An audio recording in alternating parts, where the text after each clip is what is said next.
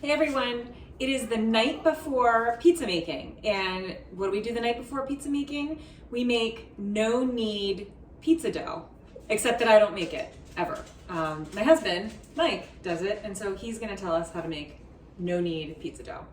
Okay, so this is the recipe we make all the time. So it starts with 00 flour. So 00 flour is a high protein, really fine textured flour. It's like almost dusty. And so I can find this at local grocery stores. Bread flour does work. It just has like a little bit of a firmer texture when it's done. The other thing we're gonna use is a kitchen scale. Everything is metric. We're gonna weigh everything. So, and don't be afraid of using a kitchen scale. This is an excellent tool for pastry, for all breads, everything. Sorry for interrupting, but I just want everyone to understand that this is really handy dandy. And this way it comes out the same every time, regardless of the humidity or whatever's going on, because we weigh everything. So we're gonna put the bowl on here, zero it out. So one recipe is a half a bag of this, but we always make lots of pizza. So we'll be doing double recipe today, which is the whole bag. This is 1 kilogram of 00 flour. So put the whole thing in. Also, because it's a kilogram, the ratio that my husband's going to talk to you about makes it a lot easier because the metric system is easy. So I put the water in last. So what we'll do is, so we have a kilogram of this, of the flour in here. We'll do 14 grams of yeast. So a single recipe would be just 7 grams. So because I zeroed out the scale, I'm just going to sort of tap this in until my reading reads 14 grams.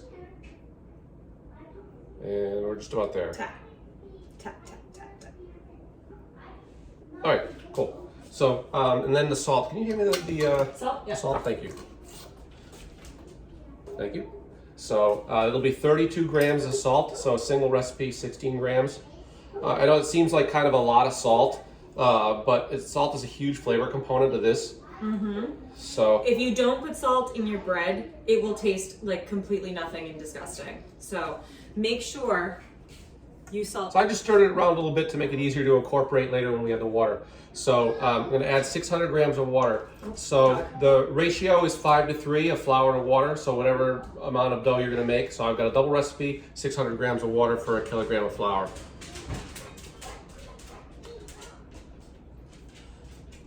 So I've probably got more than 600 grams here in this pitcher, but I'm just going to go until my scale reads 600.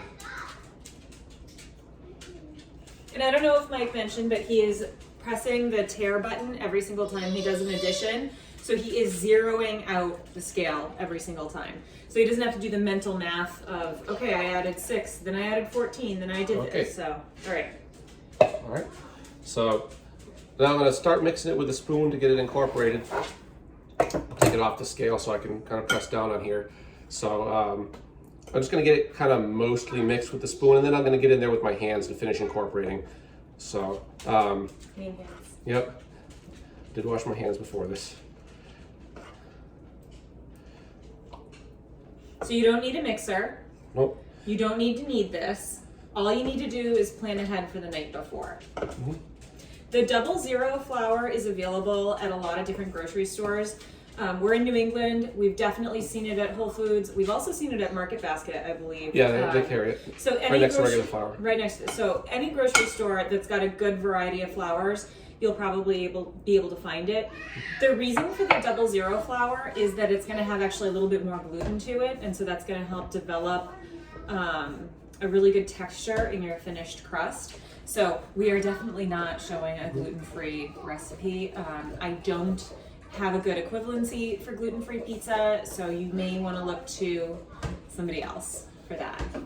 Yep. So I'm just kind of tossing it around in the bowl to incorporate all the loose flour because it's not going to happen on its own while it sits.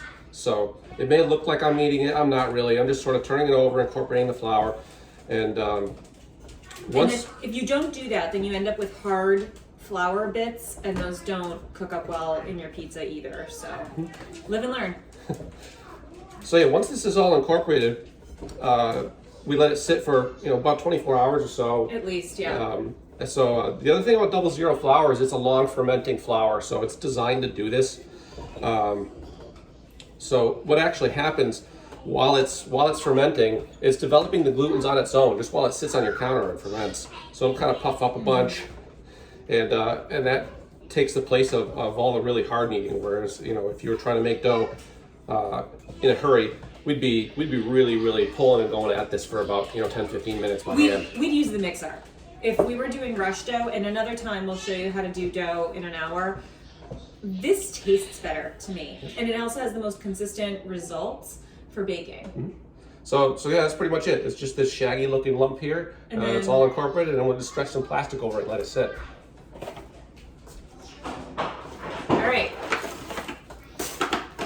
And that's that. So we will show you the finished product tomorrow.